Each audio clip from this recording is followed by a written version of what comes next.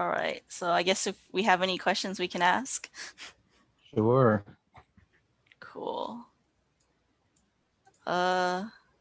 Yeah, well, I suppose we could start now. I'm sure everyone knows who Dr. Kirsch is, but I suppose I'll do a little introduction.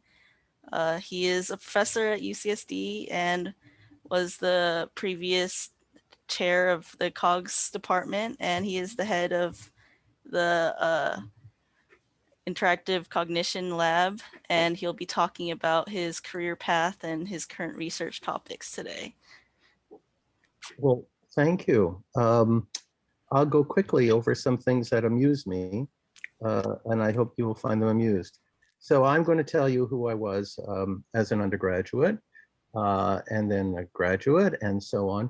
And you can ask any questions you like, because I think there was a difference in how we proceeded in shaping a life. So I'm not at the end of my career, but I'm in the latter part of my career. And, you know, I have the benefit of hindsight. So I went to the University of Toronto. I double majored in economics and philosophy. After I got my BA, it was, after all, those hippie days, well, late hippie days. I traveled for a few years. I was able to get a job with somebody whom I met in a conference on parapsychology. That's, ESP and things like that, telepathy. And I got hired to go to India with a Land Rover and do a study on mystics and holy men in India. So I was very excited, naturally, about that. And I went down to the person who hired me, who was in Switzerland, just outside of Geneva. I won't tell you about him, but it's exceptionally odd individual. I traveled then, well, right after university, I went off to Greece and Italy, and then later went to these other things and met this person and so on. When I went to India, I went overland. So I spent 6 months traveling through Eastern Turkey, Iran, Afghanistan, Pakistan, and India. And it was a huge influence on my life, as you can guess. I was sent to London to buy a Land Rover. I got a long wheelbase Land Rover with jerry cans and rigged it all up with all sorts of things, a library in the back and water and lots of equipment. So I repaired a car, learned how to repair it, and then went off and did that on the way, and then parked the car in India and wandered around barefoot mostly for the better part of a year. My goals during that period were very much to understand mind and its place in nature. That's the kind of thing, various sorts of drugs had become extremely popular. We went to all the rock festivals. Those were those days, right? Golden days. And people were asking questions about yoga and other things like that. And I wanted to know what the great teachers around the world had to say about that, both in Sufi, Kabbalah, Christianity, Buddhist masters. I met the Dalai Lama. This is a monk who was standing. He never sat down or lay down for 12 years. He was 12 years at it. This is just a generic Buddhist monk. I met lots of Hindu gurus, and that was my job. And also to meet sadhus, wandering holy men. That was my job. So I was a lucky fellow. I came back to the University of Toronto after a few years, as I say. I wasn't sure if I could be able to do academic work after being out for so long, but I found I had a lot of perseverance and was able to take it up again. I got a master's in philosophy, and I had to do a lot of coursework. As you can imagine, there was no thesis there, but I did work in all these different areas: philosophy of mind, philosophy of science, history of philosophy, ethics, game theory, C.S. Peirce, and so on. I then got accepted to go to Oxford to do work in philosophy. I was interested in philosophy of cognitive science, but it was just starting then. So I, paid my dues. This is the Duke Humphreys room, a beautiful place to work. I used to sometimes work right over there. And there was in front of me, oh, maybe it was over there. Yes, that looks more familiar. And right in front of me were the Erasmus operae from the 1600s. These are the texts in the original of Erasmus. And there was also the Descartes set, both in French and Latin. I didn't read them, but there they were. Each one of those books today would be worth, I don't know how much they were. There they were, right in front of you. Very inspirational. As a graduate student in philosophy, I had to present an essay every 2 weeks. And because I took a long time, for 6 years, that's a lot of essays. And the topics were in philosophy of mind. These were my chosen topics: philosophy of mind, philosophy of language, philosophy of logic, philosophy of science, Mr. Peirce again, C.S. Peirce. And I took a number of other field topics in other areas like linguistics, cognitive psychology, ethology, and artificial intelligence. My topic was on foundations of cognitive science, and it covered the theories of Fodor and Dennett, Chomsky, Newell and Simon, artificial intelligence, and my own take on things. After that, I was so lucky. You can imagine how my parents were delighted to think that their boy wouldn't have to try to get a job in a philosophy department because it's hard to come by. But I managed to get to the computer science department at MIT in the artificial intelligence lab. And I was working with Patrick Winston, who just very recently died, unfortunately, very nice man. I had an office beside Marvin Minsky, who was one of the founders of artificial intelligence. And these are the kind of mobots, little robots that Rod Brooks was building at the time. I loved the AI lab. I was one of the 20% of the people who would stay all night and leave about between 6 and 9 in the morning. So 20% of the people would be there all night. Anyway, when I was at MIT in artificial intelligence, my primary research areas were about planning, causal reasoning, functional reasoning. I learned machine learning at the time. I was so lucky again to be involved in a faculty discussion group. I was a postdoc there for 2 years, and then that became my first faculty job on the research faculty, though not a tenure track faculty job. I did work in these areas. Then 5 years after that, the UCSD Cognitive Science Department was just starting, and I have to say there were 600 candidates for 3 spots open, and for externals. And Marty Serino and Gilles Fauconnier and me, we were the lucky ones. And I can tell you with confidence, there were at least 200 people who looked better on paper than me. So there is a lot of luck in one's career path, a lot of luck. I can only say that. You can try to optimize things by being socially easygoing or bright on your feet, and that matters a huge deal. And you can network effectively by trying to be in the right place, but there's just a lot of luck. I can only say that. There are many people out there who would deserve, well, who certainly would have been at least as deserving, and many who would be more deserving of a spot, I would have thought. So that we started the department in 1989, and I came a few months after it started, and that was the beginning. We had great times, wonderful times, and then we moved into the new building you just saw there, which is a very old building now. And my research topics now, they've changed over the years, but I've always been interested in interactivity in HCI, lately interactivity in architecture, interactivity in creativity, interactivity in thinking, and thinking in our senses. How do we use like vision to think in vision? And how do we think in taste? And how do we think in smell? And how do we think in touch? So a lot of that has to do with this 4E cognition, embedded, extended, embodied, and enactive. But it has a lot to do with some other things. I've always been interested in creativity. In architecture, I've been interested in generative design.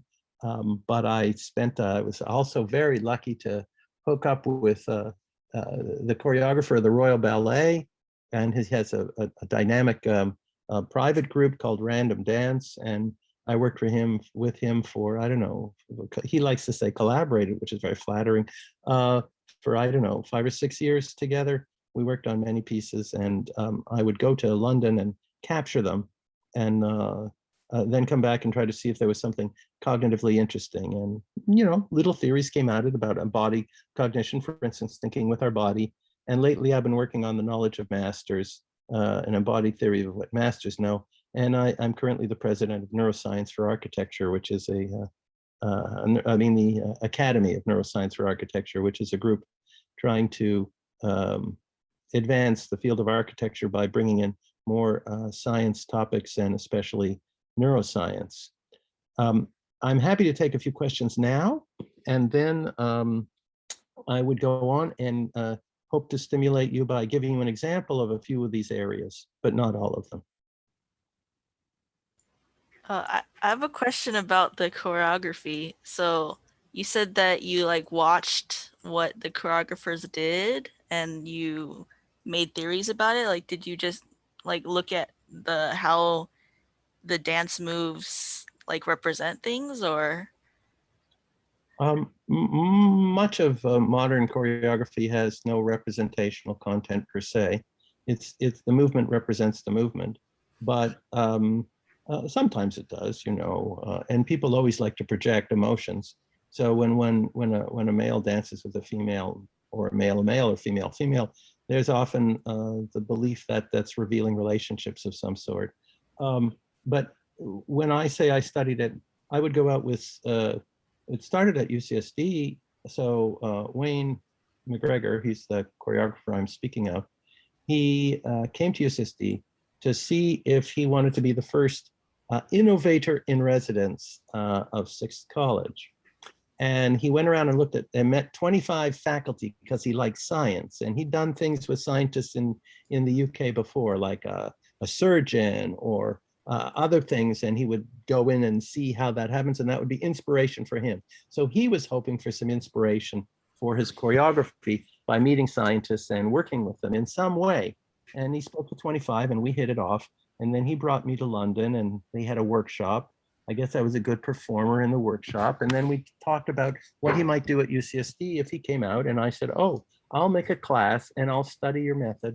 And we can explore what it would mean to understand better the nature of creativity and thinking with the body and so on. And so he said, okay. And he came out with his company. And while he was here, they were here for 3 weeks. I made a class of 25 students, and we would go to the Mandeville Auditorium, and then later the Black Cube inside Cal IT, where they were making the dance. And I would set up 6 video cameras all around on high poles, automatically collecting data, and cameras on the top, on the ceiling, looking down. And the students would discuss, we had a coding method, an ethnographic coding method to code. And there would be a team of 3 students on each dancer, and they would take turns. So for the period in which the dancers were working, that would be 5 hours or so, there would always be a student there every day. So that's a lot of work on the part of students and a lot of coordinating. The dancer must never be uncovered. So they had to work out their schedule such that they do that. We're able to cover them. And I covered Wayne and the assistant choreographer. And and then at the end of the day, we would also take videos of the students would come and interview their dancers and have them dance the answers to the questions they had, because dancers must make a lot of choreographic decisions. So if I tell you, imagine this, a pyramid with a big opening in front, and I'd like you to step out a little, you know, you've got to step over something. And I say, step into that. Now, depending upon what the size of the pyramid is and so on that they have in their mind, they are going to do it in a dancerly way. So they have a lot of decisions to make, how they're going to, why did you do it this way? Why not that way? And so on. And so dancers are happy to talk, but often what they say isn't as revealing as when they explain specifically, oh, I considered doing this and I considered doing this. And the reason I did this was because, you know, and so it's much more interesting to see the way they express themselves in their body as answers to questions. We had all this on video. And I interviewed Wayne myself for often an hour in the morning and an hour in the evening.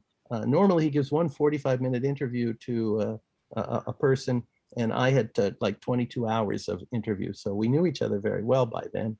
And then in the class later and in subsequent years as well, every year I'd go to London and set up the cameras and come back with all these video data, and we would find phenomena of interest. So as an example, one phenomenon of interest would be how he used sound. So to help communicate to the dancers what he wanted to do. So he would say like da da da as a way of communicating da da da. So you get that kind of emphasis structure, and the emphasis structure in time can communicate what he wants a particular shape. Now, the majority of dance moves are generated by the dancers in response to choreographic problems that he would give them. So they have a method of creativity. And most modern choreographers are using the dancers in some way as sort of idea pumps, coming up with lots of things, and then they look at it and they like this, they don't like that, they mix this, they edit it, they expand it, they use something what somebody else did. They might have somebody else take the ideas that the one dancer had. So there's lots of ways of generating creativity in, novel forms of movement and interesting ideas that don't come from the choreographer saying this is what it is, like a script in music. It doesn't form like that, most of the ones that I'm familiar with. Anyway, so that's so you have to have a coding language in ethnography. It is anything but just sitting there and coming up with some ideas. Oh, that sounds really interesting. And a lot of fun, I'll tell you, a lot of fun. It's again one of those things where you're lucky. I'll show you something in a minute, but that's I might be starting up to doing some other work with him, but right now I'm with the architects, so that's different stuff. Does anybody have any comments or questions about my little past? Are those pictures you used yourself? Yes, those are me. Wow. Are you amused? Yeah, I wasn't expecting it, but I guess maybe that's the time period. Well, it's always open. People can do all sorts of things. The world is still big. Parts of the world are more dangerous to go to. When I was in Afghanistan, though, we couldn't go in the north. We had to go in the south. So there are really two major roads, and we took the south road. The north road, the middle road is broken. The north road, there'd be a high likelihood that someone would steal your car and take all your possessions and tell you to try to find your own way home, which would be quite dangerous up there. It's nomadic, it's barren, it's Afghanistan.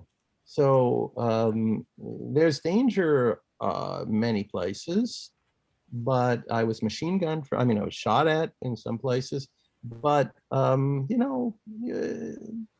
you can have a good time. It's a lot of fun. It's exciting, and but I would be more cautious now about going in certain places. Being an American, going in certain parts of the Islamic world might be a little unwise. Not quite the same, but still, there's lots of places you can go to that would be just absolutely fascinating and interesting. And there's no reason you have to get your career going like that. That's the whole point.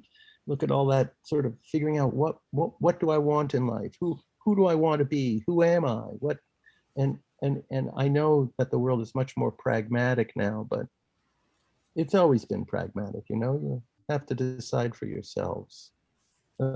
That's what I think the lesson of my past is to try to find out a little bit about yourself. So would And you say that time was like really beneficial to what you did in the future or figuring out what you wanted to do? well, it shapes how you do things. Of course, it shapes what you're interested in, but everybody comes interested in things. However,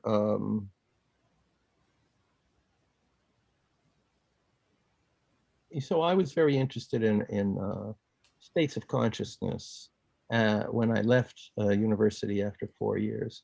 But and in India, you got a big opportunity, and in all these religious practices, it's a lot about this sort of inner life, inner consciousness. But I considered doing that in graduate school, But I didn't go to one of the places where I was accepted that I might have done it. And, the traditions of philosophy gave rise to their own a certain way of thinking. And I enjoyed that. And so when I went to Oxford, although I was still very interested in the body mind, or some people call it the mind body relationship, and always was, by the end of my thesis, I was comfortable in understanding the body mind relationship for myself, in terms of its relation to computation and beliefs and desires. The pure feel of consciousness always resists understanding, but there are approaches toward it. So I'm more at peace with that. Um, yeah, so you'll always have things that interest you and approaches that you're going to take, and where you are shapes what you do. So I've always tried to find the most interesting people I could ever find in the world, and lucky enough to meet them. And that's part of my life, is meeting those very interesting people. Um, you can always do that. Many interesting people always around. Um, so let me tell you a little bit about oh, one thing that have been working on and continue to work on. This is about interactivity, which is a very central topic to me. It's a new theory of interactivity. So what is the nature of interaction in here? Now, you all know what people normally talk about interaction mean when they're talking about interactivity in computers, like human computer interaction. You move a mouse, or you use a wand, or you do something and something changes in the digital world, and you have to somehow control the thing that's changing in the digital world. So it's changing in response to what you're doing. And that is crossing this physical digital divide. And that's interaction. But of course, there's physical interaction when I hit the door, and so on, and when I walk. All right, so there's another kind of interaction. It's not quite the same as physical digital, but it's another kind of interaction. And there's lessons from each that we can learn about the nature of interaction. Well, I started thinking about interaction in architecture because I was lucky again to be able to go off to the best school of architecture in the world, the Bartlett School of Architecture in London. And I was there, and I still am there. I guess it's 4 or 5 years now. So you say, well, what is the nature of interaction? It's a lot of social interaction here, and people are working, and they might be working together off to the side. They're working together. They're mediated by various sorts of things. Here, people play music. There's pool, all sorts of interactions. So how are we supposed to understand interaction? Well, let's contrast some kinds of interaction. So here's physical interaction. Here's sensor interaction. The person is not looking for the thing they're not like going, they might if it doesn't work, but otherwise they just walk in, the door's open. But they are interacting, even though they might not even know that they're interacting. Nonetheless, they are interacting. It's like, bumping into the wall, or you may not know that you're interacting with all the things you are. As you're sitting, you forget you're interacting with the chair. All right, so there's sensor interaction. Here we have classical mouse interaction. Here we have another kind of interaction. Here we have yet another kind. Imagine they're all talking to each other, mediated by their phones. Here we have all the interactions that happen where we have sensors and the different kinds of input devices all over the place, and we might have heart rate monitors on our watch, and other kinds of pressure sensors, sweat sensors. So this is the near world, right? A lot of people have this now, not that many, but more will be having them soon, as we have much more quantitative health and quantitative, and then those on body and near body and in body sensors and actuators, they're going to be starting to talk into things, right? That's not long off. So contrast that with this. So what is the nature of this interaction? This person's looking up, but is looking interaction? Can't be. They don't cause any change in the world. This person is, I don't know, they must be moving, I guess. But anyway, this is really a kind of interaction. But what is that interaction? And what sort of interface does architecture represent? So when we look at all these other things, we have interfaces.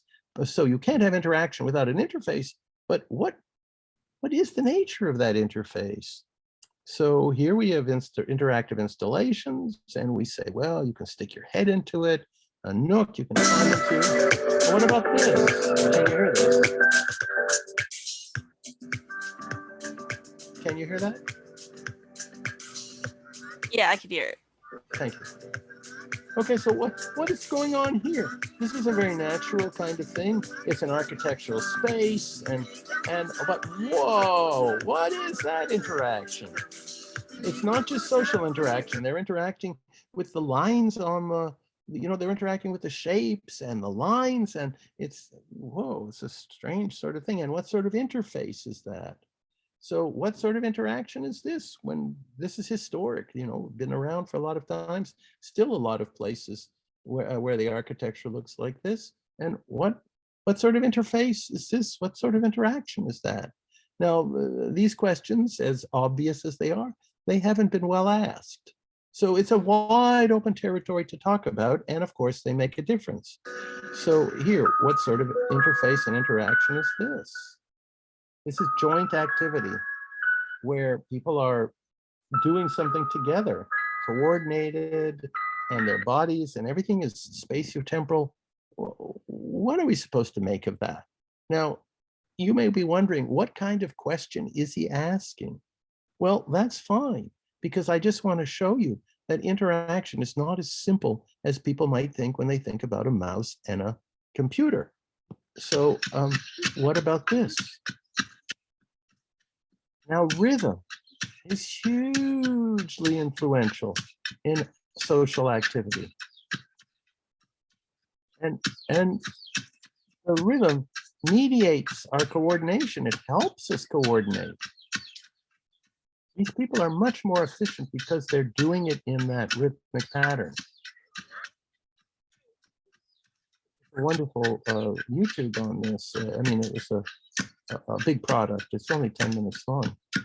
The people, when they walk, when they exercise, when they have to do manual labor, rhythm makes it much easier. You can work harder longer if you get the rhythm right, and you can coordinate your timing so much better with rhythm. So where's the interface? Is the music? What is it? How do we even think about it? What about these people playing together? It's hard to imagine a robot in place of one of these people. Why? That would be human-robot interaction. So we know there's such a thing as human-robot interaction. We know there's human-human interaction. Now this human interaction is mediated by these objects, but why would it be hard to put a robot in there? Because we know that these people are sharing experiences, they're sharing emotions, they're sharing ideas of what they like and don't like, that's valuation. They're sharing their own sensory motor engagement of the imagineering space. All of these are about the social niche that they're interacting in.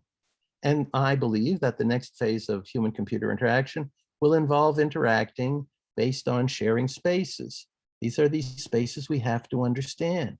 There's a lot of work doing in social neuroscience now on these things, shared emotion, not so much on shared valuation, but on shared sensory motor, maybe shared experience, with mirror neurons and stuff. So this is very ripe. It's what's happening. We haven't transferred it to architecture yet, or to HCI. So HCI can benefit by understanding it. Architects don't think about it this way. They just design in this way. Here's an architectural theory of interaction. So we want to design to facilitate this sort of thing. And we want to design so that we could improve joint activity, make the complexity of social interaction more manageable, take greater experiential delight. All these things are connected to a theory of architecture and a theory of interaction, it seems to me. So this is a different view of what interaction is, and it's a social ecological view that has bodies, different from thinking of it the other way. Now, here are the ways that I distinguish. There was the classic way, where you have an input, the computer takes the input, the computer puts an output, you get it, and it goes around in a circle. Okay, so the output comes on a monitor, the input comes in through an input device like a mouse. It's nice and simple like that. Then, what about when there are like 12 sensors in the room, including video cameras, and there are multiple people around? Now you can't think of it like this. The inputs, you're not like moving it, you're walking in front of the camera, but the system can interact with that. I mean, the system can do something to it. So you're having an effect on the camera's having an effect on whatever the computation is. The computation is having an effect back in the environment in some way. Maybe it makes a noise, maybe it just displays your screen of you walking past, maybe it invites you to buy something. So now we have this much more network notion, and it's not the same as this notion.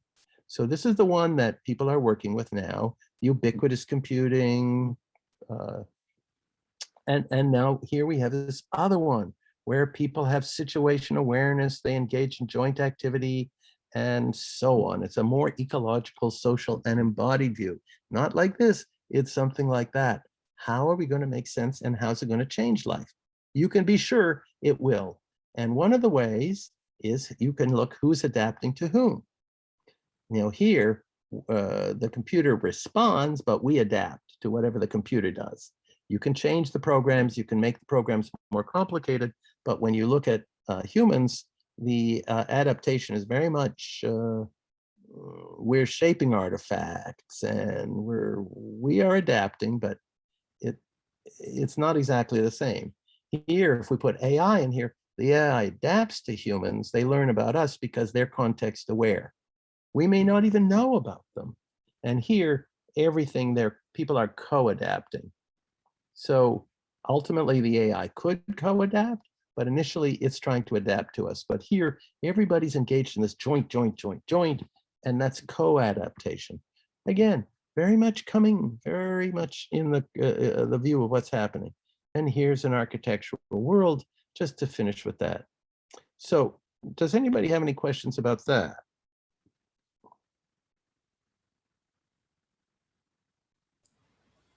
So I'm kind of confused about the like the architectural interaction, is that under like the co-adapting? Yes.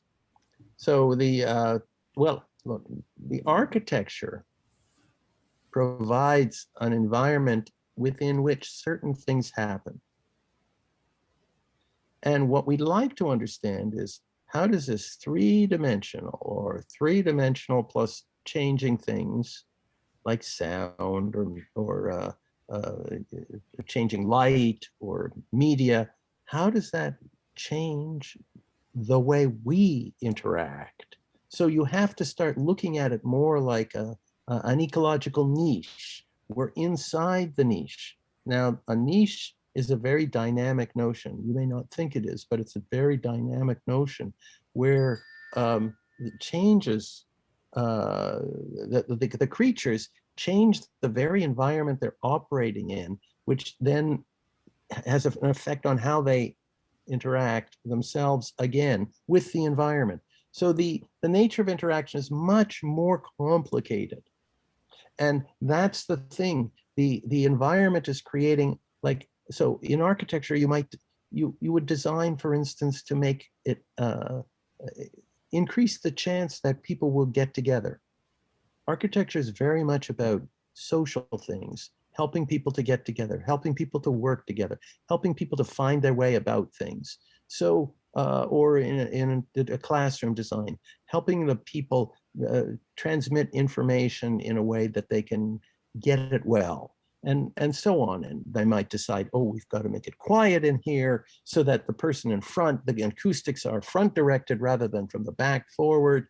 And we do lots of changes in the environment to facilitate the social interaction. So it's a niche, and all the people are constantly in co-adapting to each other, and the room is responding in its own way.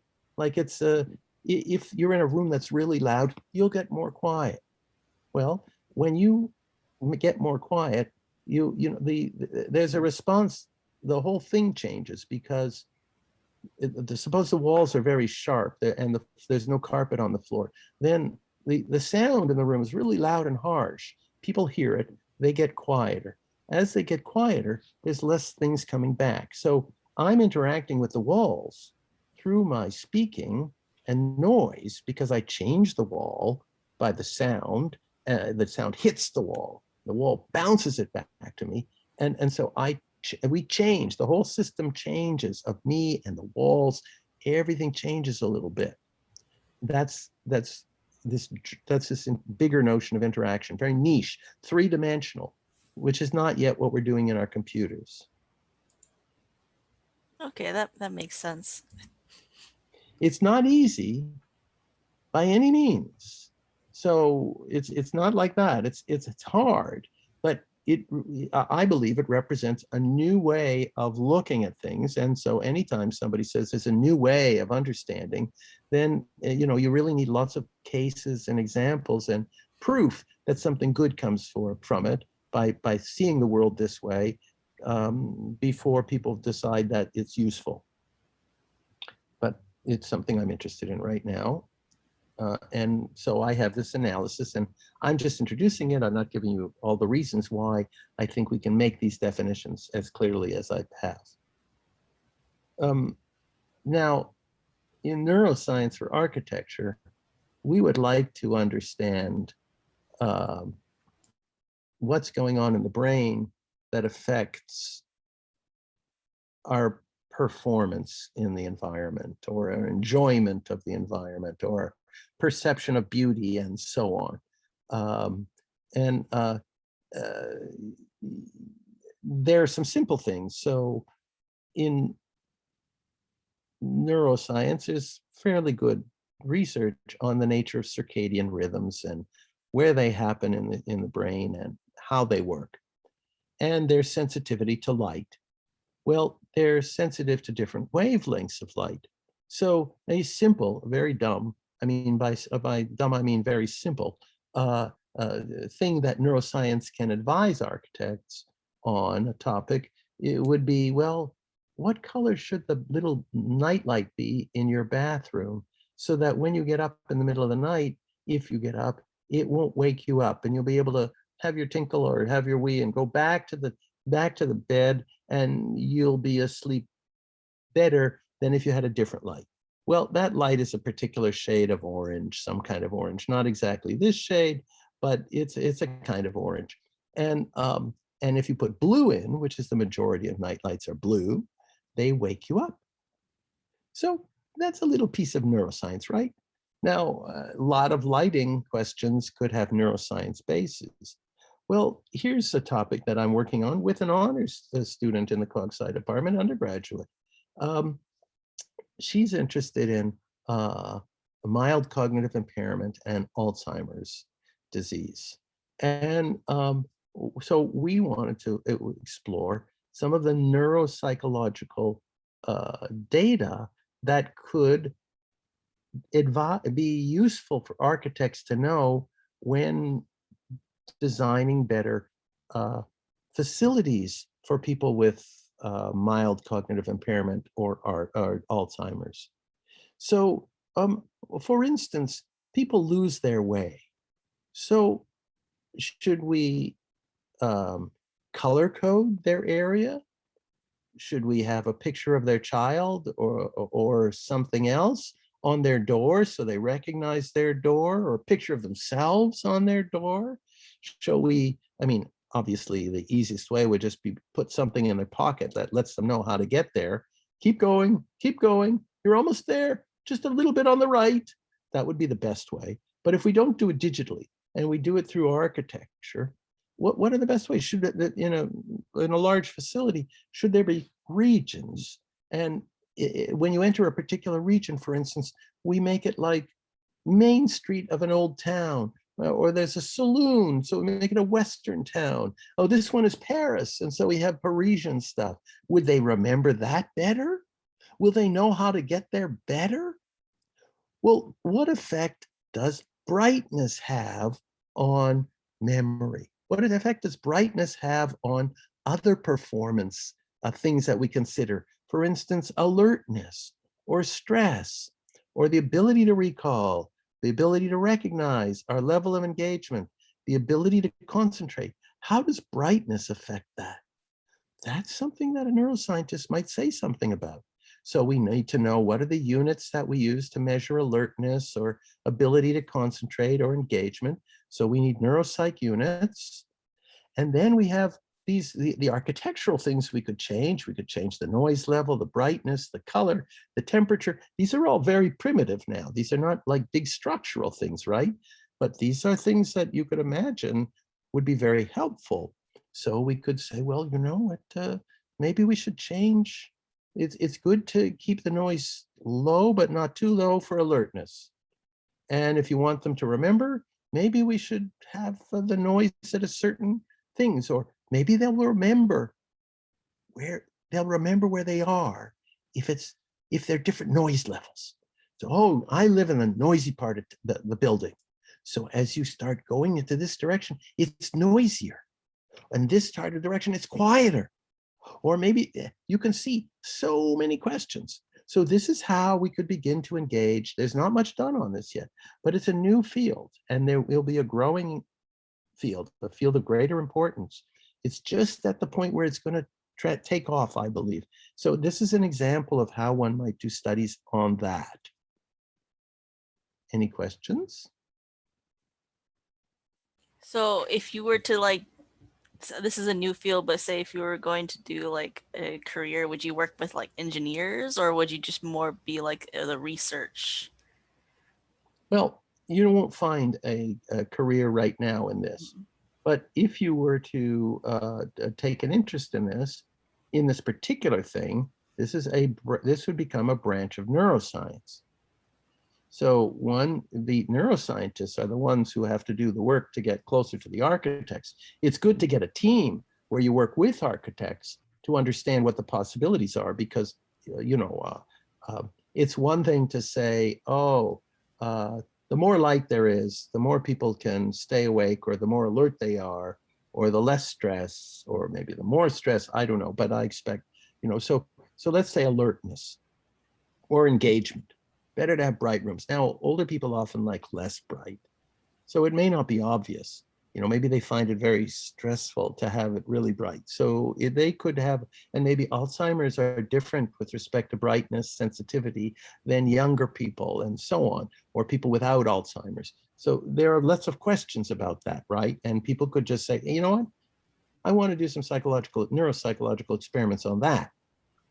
They could do that. Suppose they come up with some sort of answers. Well, so they tell the architect, look, this area should have this much brightness. That doesn't tell the architect how big to make the windows, how many windows to have, what to do with the lighting. There's a lot of decisions to be made architecturally. Now, if you're the kind who, like that kind of design questions, then you might like to work with a designer, an architect, because maybe in fact it's a more nuanced answer than just this brightness. So maybe it depends where it's bright, like it shades off so it's quiet high up, but it's task bright down here. What does brightness even mean? So we don't necessarily have, you can experimentally we make simple decisions, but the reality is more complicated. So if you're a kind of person who's interested in design, well, this would be a good area because you're going to be doing something other people aren't, and it is definitely going to be important in the next 15 or 20 years. So that's the kind of thing. You don't have to worry about engineer, who, what. In this case, architects, yes, or interior designers, but it would be primarily work from cog sci. You people would be going into a kind of neuroscience of this, or the cognitive science of it. It doesn't have to be exaggerate the neuroscience. It could be psychological experiments. Like we have units and we have units over here, so we're looking for connections between them.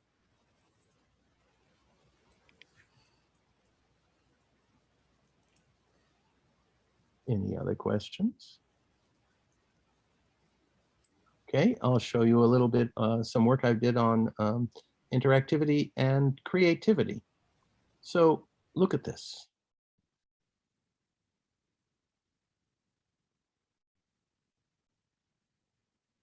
Right, a lot better, yeah?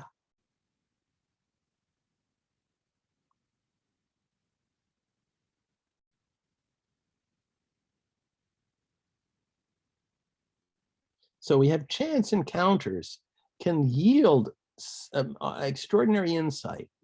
And that was part of what my topic here was exploring how chance is involved in so much of creativity.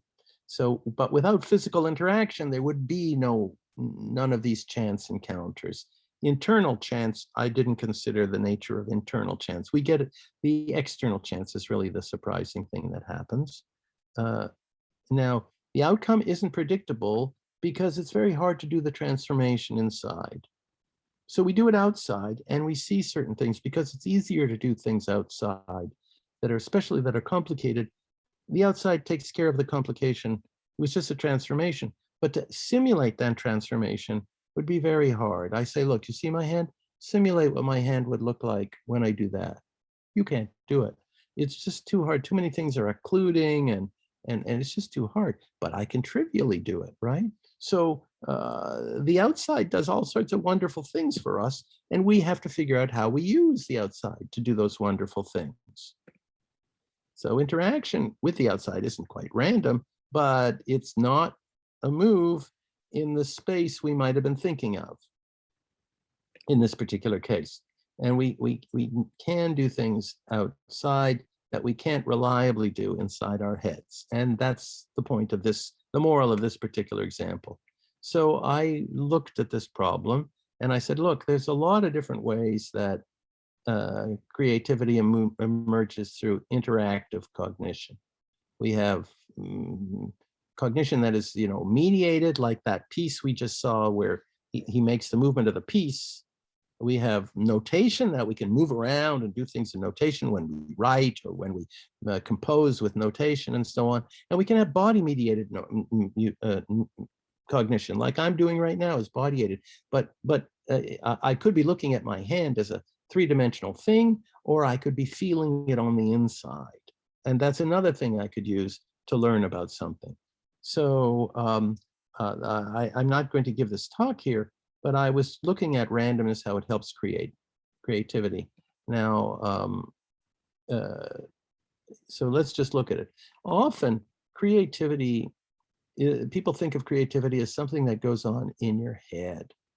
Like it's almost like inner speech. You're talking to yourself. And I say, look, I'd like you to give me a sentence that describes something. Well, then you're going to be working with words in your head.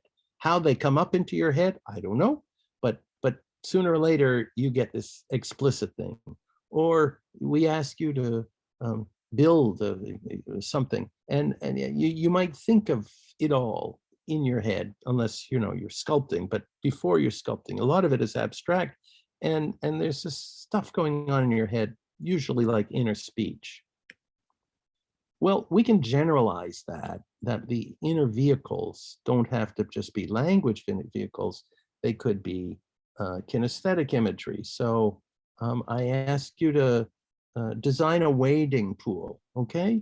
So now you'd want to have the feel of wading through the water. You might have that imagery, mental imagery about wading, what it feels like.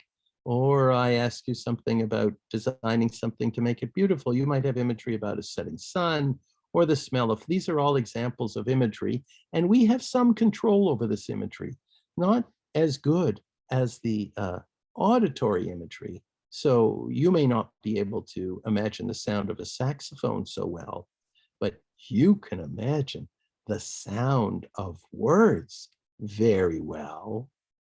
So you have tremendous control over the auditory icons of words, but it's just auditory imagery. And what's the relation of those auditory icons to the underlying meaning?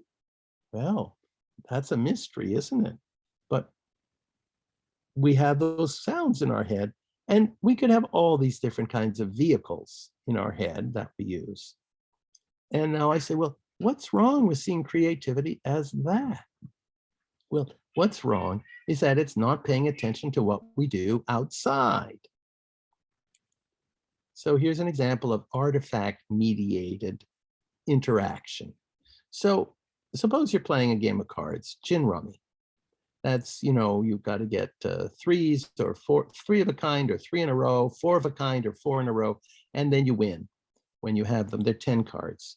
And if you have the hand out like that, you start moving them around and counting which ones you've got. And you end up saying, okay, look, I'm going to move that card. So I'm going to count, and yeah, I got a three. Okay, I've got a 3, 5, 6, 7 of spades. And then, okay, I've got like, the 2 eights, 3. Okay, so I can see 3 eights. And you're moving through these internal operators of moving the cards around to know what you have. And then finally, you get an idea of what you want to do.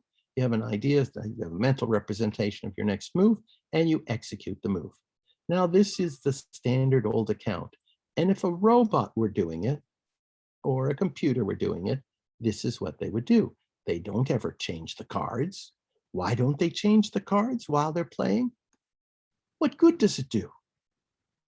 They don't, they're no closer to the answer. They're no closer to making a move by moving the cards around in their hands.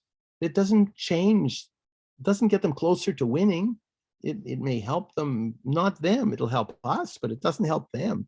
And experts, by the way, they don't move it because it gives hints to other people. But not experts, they move the cards around. But it's pointless, isn't it?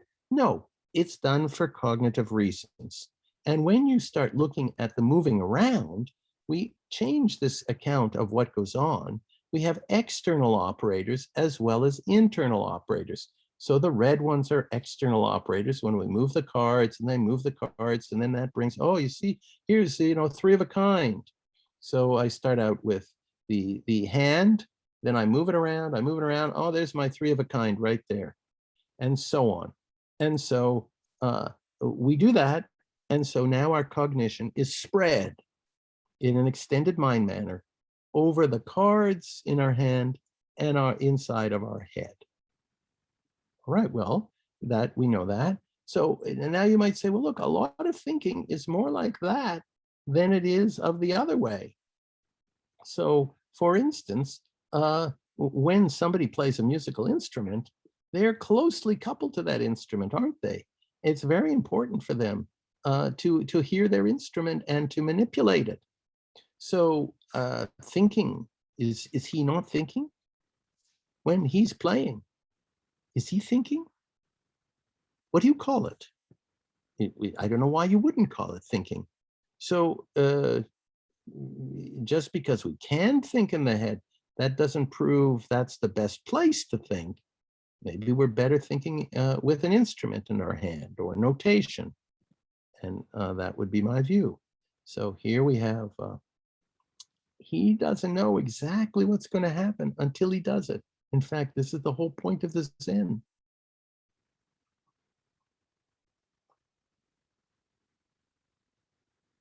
It depends on how the strokes come out and how much you press and so on. And so that there's some very tight connection to the outside world there. When these are not Crick and Watson, but when they're working with this complicated model, they feel the way the model allows them to move the pieces. And there's many documented cases where a lot of insight into the nature of molecular behavior came by playing with the three-dimensional representations of the molecules. I mean, look, this one's got a square and stuff. I mean, it's all sorts of strange stuff. And here, this is Crick with their early representation of the double helix with Watson. And apparently this is very important to their insight and discovery of the behavior of the double helix and why it was a good answer. So here we have two people working on the same thing. So through joint activity, one's talking and pointing and the other is thinking about it and replying. And all of that is joint thinking, and the timing matters and so on. All of that is this big interactive process that affects how fast you can think, how slow, what you can think. It's very important. So the bottom line is we often think by coordinating internal and external entities and structures and operations, activity with artifacts. And that's a nice notion of interaction. And now body-mediated interaction. Well, this baby, they're using a toy, and it's definitely physically mediated. So there's a lot of artifact stuff, but part of what's really going on is this baby is learning about this, and learning about, movement and feeling and the results. So there's a lot of cognition going on that's mastering the nature of that, thinking with your body. Now, what about this?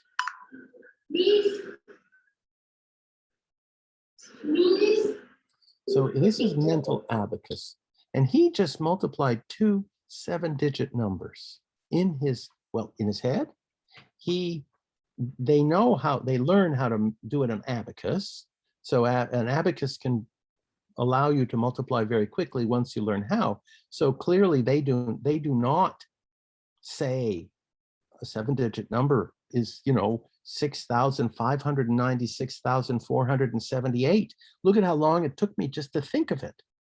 So I can't multiply that in sounds. So I'm not going to use that sound icon thing I do when I say 7 times 9 or 63. I'm using sound.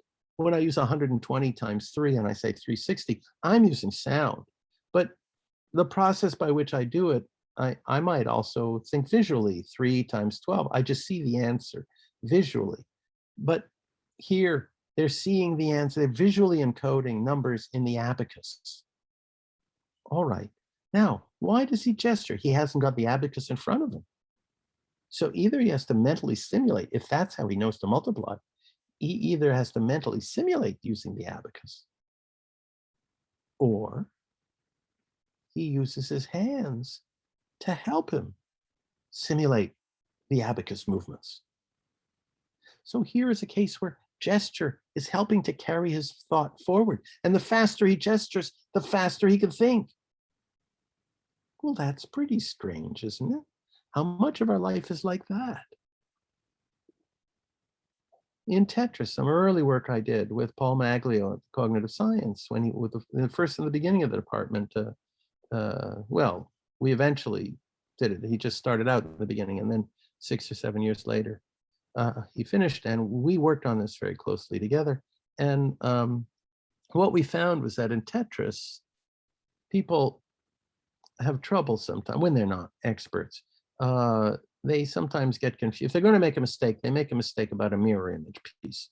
So this is the right-handed L versus a left-handed L, and when they have a shape. So the question is, will this piece turn into that piece when you rotate it? And because it's got this is the sort of receptacle. Well, obviously not. So they're mirror pieces. So that's the kind of thing people want to know. Well, what we found was that people rotate them. And why do they rotate them? You could say, oh, I'm rotating it to put it in there. But what if it's the wrong piece? I can't be rotating it to putting in there. You could say I made a mistake. Maybe, but maybe I'm rotating it to figure out which piece it is. Because when I see that it isn't the right piece, then I know it's not the right piece. So in fact, my action wasn't really to get it in the position to go there. It was to make sure it is the right one that could go in there. And that is a kind of what I call an epistemic action, an action that has to do with changing your mental state is more important than changing the physical state. It happens because we're so tightly coupled and how fast. And we found that people can physically rotate faster than they can mentally rotate. So depending upon your twitch speed, you can rotate one of these, hit the whatever you're using, the up arrow, down arrow, or you can hit them at between 80 and 120 milliseconds. But to make a quarter turn in mental simulation takes considerably longer. It could take 200-300 milliseconds for mental simulation.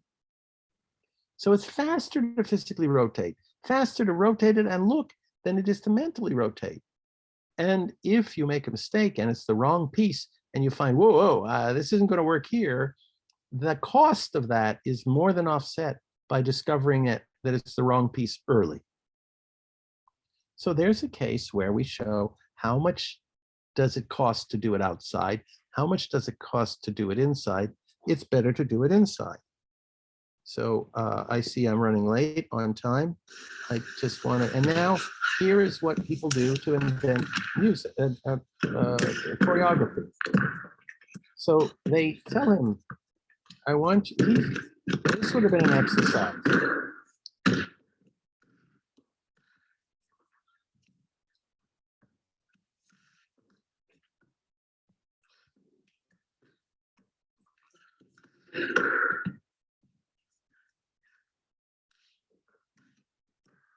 All right, well done, Noah. So now here is, he would have been given an exercise. So they would have been told either they were in a banquet hall at some point, or they were told, imagine you're in a banquet hall and you saw that there were those big tables that fold up in two, and he took chairs and stuff.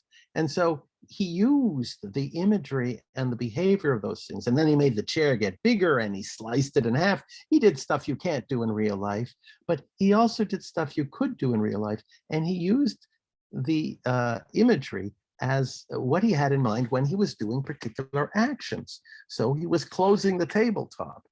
And another time he was sticking his foot through the chair to cut it open. And then he kicked it to stretch it. And then he pulled off a leg. All of those things were movement ideas that he got, which would be far more interesting movement ideas than if you were just on the dance floor trying to do your dance to music. You know how terrible we are in terms of inventing new movements. So you need help to invent new movements. So this is a case where we have using mental imagery to invent new movements interactively, and we're working against our mental imagery. I have lots more to say, but I don't want to say it because it's time now. So a lot of our thinking is done by coordinating internal imagery or internal ideas and bodily activity. And we can call it a day there. Then there's notation mediated. There's so many ways of mediating, but I will not. Why don't we just stop there, and the rest will all be questions. I have a question. Do you think that like this interaction, there's like something special uh about humans that they could do it, or do you think it's like all the same between like different animals? Well, it's a great question. So we can do more things with our minds than the animals can. That increases the way we interact. So imagine 3 lions. I saw this in a game park one time. We were in a Land Rover, we were up the side of a hill, and there were 3 lions. One was close to us, and there was another lion on the far side. There was a third lion. The fourth lion was hanging around doing nothing. And there was a buck, a deer of some sort, down in the valley. And these lions are moving around. Lionesses, right? They're the ones who really hunt. And they're moving around and they're sort of triangulating.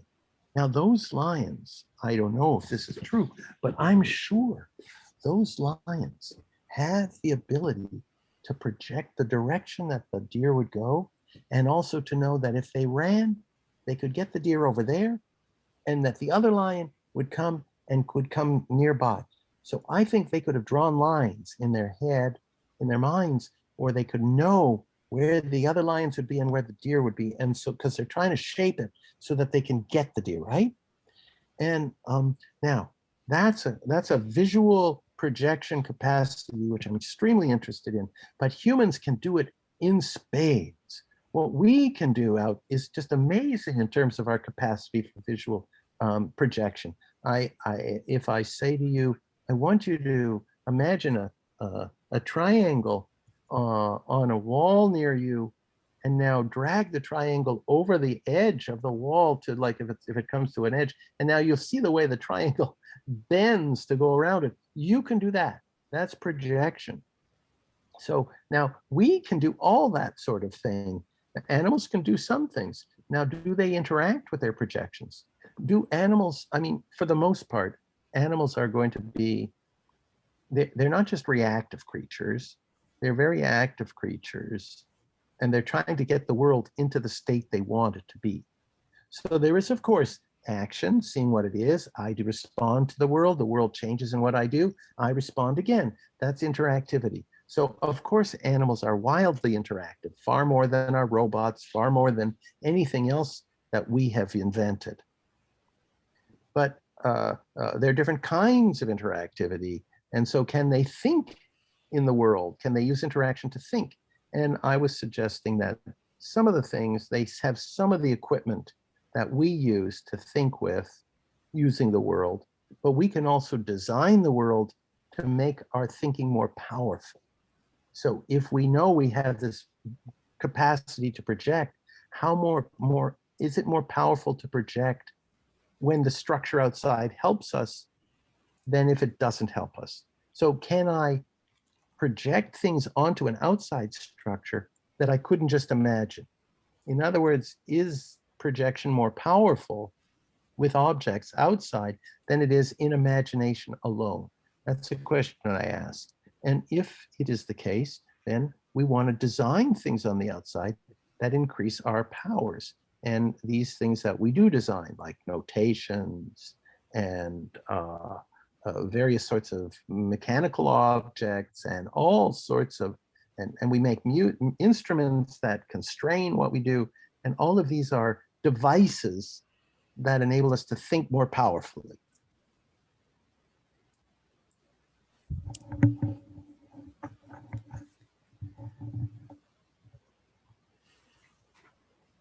I have a question. Sorry if you addressed this earlier. I came in a little bit late, but I'm just curious about what you think of UCSD's architecture, because I feel like it's not really like any place I've ever seen in the way things are laid out. I don't know if you have any opinions on that. Well, so I was here, I've been here for a while, not as long as some, but more than most.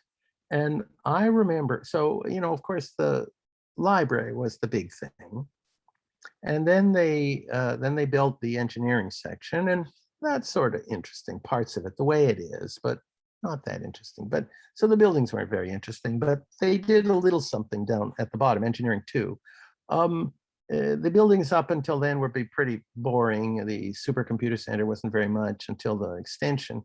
But the one of the big things they did was they landscaped it. So you only know post landscape. So when they put the library in, later they had to make a giant extension to the library, because as pretty as the library was, and the part you see above ground, it actually is really inefficient and doesn't hold very many books. So in the old days, 5 times as many books were held in warehouses as they were in the library. So you couldn't get a book right away often. You'd have to order it and it would come the next day or later that day or something, depending upon the efficiency. So they decided they had to make a bigger library. And what they did was they dug down and made a giant cube, a giant rectanguloid. All right, but when you stand up on the library and you look down, what do they call it? The walkway down to the medical part of the campus. Library walk? Please? I think it's library walk, just the big straight one. Oh, yeah, library walk. Well, library walk didn't exist before, but then they made that there, and it connected the library in a straight line over to the medical side. At the same time, if you go up and you look out toward engineering building, engineering 2 is right straight to library walk. So there's right angles.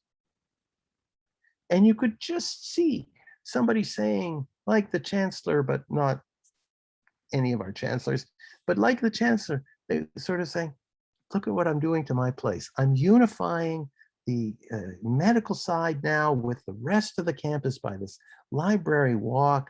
The engineering side is now connected to the library, which is in some sense the intellectual center of the campus, even though no longer it is, but it always was. even though the most of the buildings aren't near it like that, they're in other places. And okay, so since then, they begin to build some more architecture. And what do I think of it? Some of it's good and some of it is less good. Some of it is expensive and some of it is less expensive. It's not going to win any awards. It's not going to be embarrassing. It's okay. It's good. But, you have to look at buildings to see what buildings are happening around the world in order to decide. These are expensive structures, right? So, I mean, they make a building, it could cost $500 million. I mean, they must at least cost 125 or $150 million, and probably they cost more. So you get a fancy architect to come in, and the fancy architect, there's going to be their reputation. Cal IT was an interesting building. It won some awards. So that it's called Qualcomm now. So the Qualcomm Institute, it was an interesting building. I don't know what other buildings we have that have won awards. That isn't the necessary measure of things. So the new music building, it's quite efficient. It seems to me to be a successful building, but I'd have to talk to the musicians inside to see if it really is. Does Visual Arts have a new building yet? The Natural Science building, yeah, I haven't been very impressed. You want to know the truth? I haven't been very impressed with the buildings. The Rady School wasn't bad. I think, of course, the Rady School was a very special building because it's overlooking the Salk Institute. The Salk Institute is treated by many as one of in the top, by most architects, as in the top 5 buildings in the world. It's a mecca. If you're an architect, you go to the Salk Institute. It was the first place to invent infinity pools. It did so many things first. And it was a wonderful building, and it is still a wonderful building. And we have our annual conference there our biannual conference for the architects there, because at solstice, a summer solstice, when you look, this is a sort of path going down, and when you okay, let me find it. I will find this for you because it's worth doing. And then maybe we should call it, because I'm taking so much of your time. Salk Institute images. Let me hear. Now, here you go. Okay, let's get this.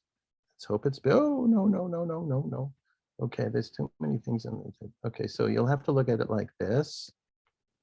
I now need a new share. Let me go to there. Are you now here? Can you see this? I see it. So this is the Salk Institute. This is the Salk Institute. This is the Salk Institute. This is the Salk Institute. And you say, what's all this about? It was absolutely brand new in so many ways. But here, when you look at this, in the summer solstice, the sun. So the idea is this was a great research building. And you're going to infinity. And it's supposed to inspire the people who work here. And there's the outside and then there's the inside. You're not going into a big, huge rectanguloid. And this was done in the very early 60s. And the outside is concrete and it's textured. You might think it's dull, but it was warm and textured. And they have the they have the teak wood. And these were all areas where the professor has his little space, and then it joins with all the rest for the laboratory space. And the idea of this is that people are going to walk back and forth to talk to each other.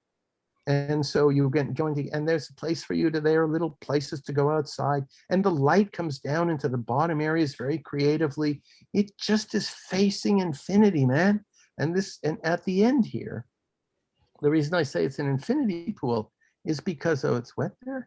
Okay, well, the reason it's an infinity pool is because at the end, this trickles into a little pool at the back here, and there's no back, and it keeps going, and the water just goes over the end. So it's sort of, you look here, and the water goes, and then you're gone into the Pacific. And the sun sets right there. Did somebody say, wow? Yeah, that's beautiful. I don't think I've ever been. Is it? just go. Okay. Say, Yeah. when you go there, it's right across from the school, right across the street from Rady. It's near the Estancia Hotel. Go there. They may not let you in. Tell them, my professor told us that we have to see the Salk Institute. Can I please see it? And maybe the guard will say yes. In the old days, it was no problem. But now they have guards, you know, and it's closed mostly because of COVID. But when it's not, try it you know, and it's just an extraordinary building. So if you were an architect, you have to go visit. Now, who overlooks that? Who overlooks it? Sorry, you know, there's so many things we have to put on top of here that it gets in the way with Rady School of, it's not business, but I'll call it then, and they'll know what I mean. Images. So now here we have Rady. Well, that looks pretty dramatic. They're doing the best they can, I assure you. So they've got this. It's a little derivative, I'd say, but that doesn't matter. It's pretty good. So here's Rady, here's the campus. Our section on the, you know, this part of campus is, the north part of campus is a little more interesting, but so they have some shapes to Rady. It's a pretty good building, But you know what? Oh, we've got the new building now. The new building looks cheap to me. You want to know the truth? I didn't say that. The new building, you know, it was constrained. The what, 6th and 7th college? So sixth college, it's so big, and it's, you know, it's got a lot of requirements. 6th college, UCSD. Let's have a look at that building. I'm not a master of this stuff. I would love to hear a great architect, a good architect even, tell me about so here's the new 6th college. So you see, it's got some of this structure. This is very fashionable nowadays. It's all over the world. They put these slightly different, I mean, look, 3 cubes, right, almost, and they're just like blocks a little bit on the side.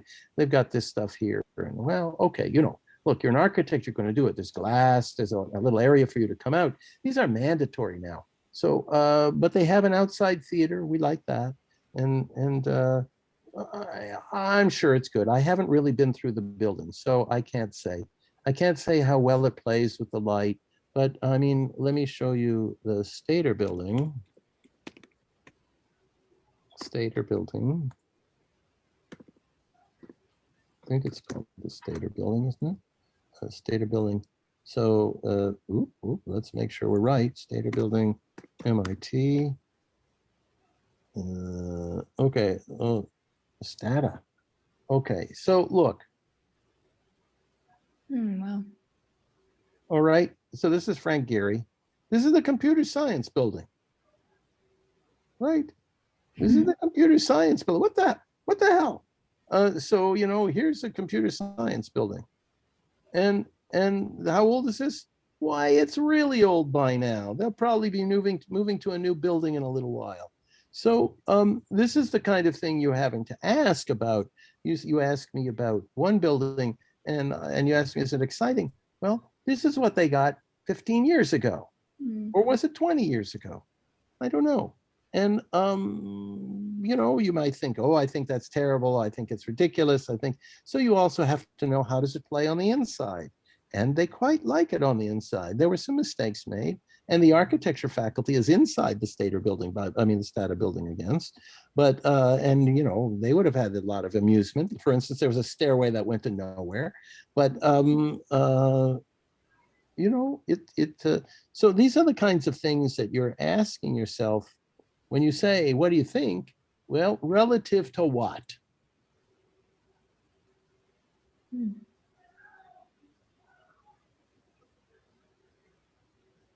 So what do you think? Is it time to call it a day? Does anybody have a pressing question? Does anyone else have any questions?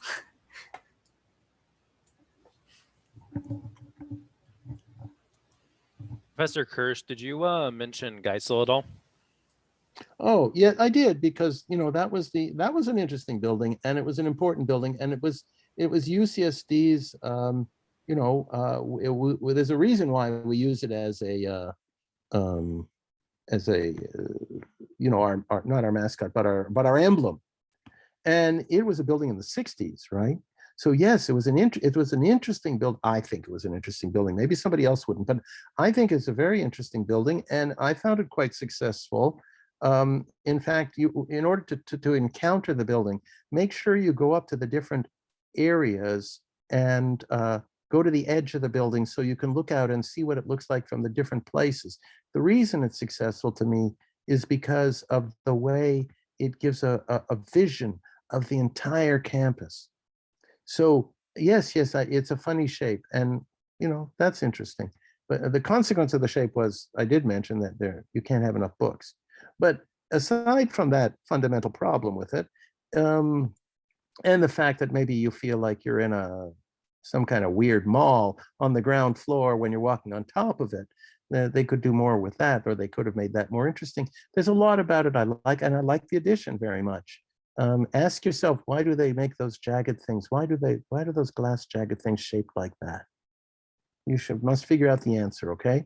When you walk by it next time, they're in different parts of the thing. And they're light modes. Their function is to let the light go from outside down into the ground 1 and ground 2, or underground 1, underground 2, where the big areas are of books. We know the function, but why did they make those shapes like that? So you should figure that out. And I like it. Yes, I like it. But, so it was in the 60s, and what was how well, okay, important as architecture.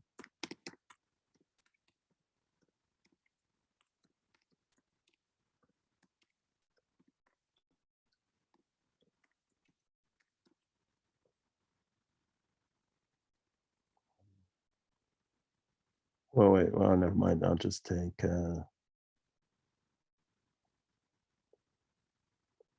okay, but what do we think about it? Here's what Wikipedia, but we don't know who. Okay, fine. So brutalism and futurism. So brutalism is it's architecture that's really massive, and the concept of brutalism was that it's fascist architecture. That the fascists want you to understand that you are small and inconsequential. It's the state that matters. And so you are small. And when you come into a big building with a large, huge area with massive columns holding it up and a big staircase going up, who am I compared to this? With all those stairs going up, I'm nothing. The state is so powerful, I am powerless compared to the state. That's brutalism. Okay, the building beats you. Now they say it's brutalist in part, but they say futurist too. And I don't know why it's exactly futurism. I'm not the one to tell you, but I can say it's it's certainly becoming the most recognized. Of course it is. And opened in 70, would have been built in the late 60s.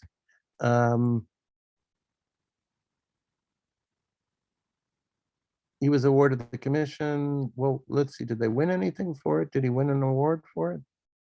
I mean, look, it's ours. I'm telling you, you to appreciate it, you must appreciate all the windows. Look at it. Look at it. Wasn't that good of him to make all those windows everywhere? And in a way such that when I'm here, of course, these people, they still can see down, but they can't see up. But these people, they can see everything. Now, these people, do they see everything, or do they get blocked by that? These are the big questions you ask. And some of it maybe it couldn't, maybe it would be very expensive to keep building it up like this. Certainly would be much larger. But so down here, this is what I was talking about. This is pretty brutal down here. It's just massive concrete, and you feel it.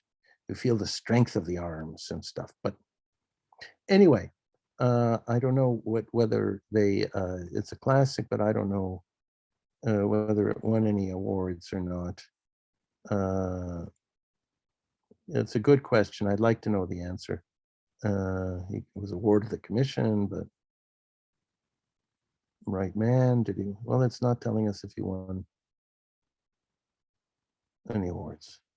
Maybe he did, maybe he didn't. Someone could find out for me. All right. And then they have this new thing down here, which is what I was talking about. This is clever.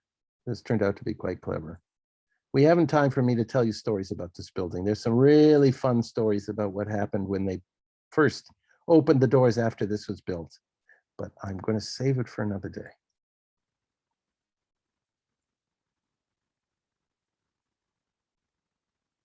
Who's in charge? All right. Thank you for coming to talk. Those stories sound like they'd be interesting someday. Yeah. They are. I believe that's it. We'll let you go, but yeah, thank you for coming and telling us about your research and your path. And I'll put the recording up later for anyone that would want to see it later in its entirety for the people that came a little later. Well, it's always a pleasure speaking to our perfect undergraduates. You represent the future of cognitive science, so march on, change the world. Do you have any parting advice for the COGS undergraduates? Just find out what you will never get tired doing. All right. Thank you. So I guess that concludes today. Next week we'll have Ellis is talking. Yeah. So yeah, thanks for coming, everyone. Okay, thank you. Okay, Bye all. bye. Bye. Thanks, everybody. Thanks, Professor Kirsch. Yeah, Bye thanks. all. Thank you, Bye all. Professor.